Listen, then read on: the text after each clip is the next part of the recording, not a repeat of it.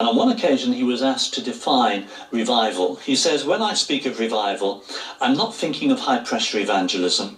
I'm not thinking of crusades or special efforts convened and organised by man. That's not in my mind.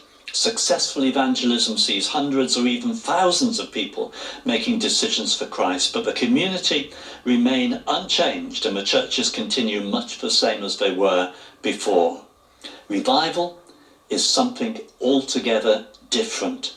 Revival is a move of God in the community, and the community becoming God conscious before a word is spoken by any man. And that's what happened in the Hebrides, isn't it? People were changed.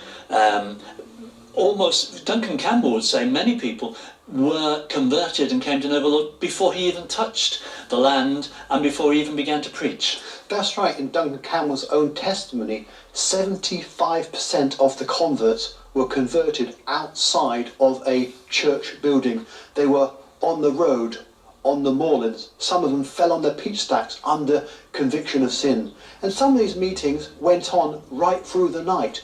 The Holy Spirit came down, and people in the early hours of the morning in their various homes, turned on their lights, lit their candles, and started to cry out and call upon God.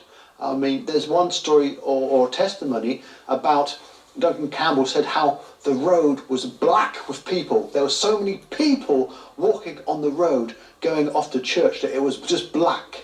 It's an amazing story, because when you read about the Hebrides revival, you do find 2 and 3 in the morning, people would suddenly wake up and lights would go on, and they knew they had to leave their houses and find where the revival meeting was going on.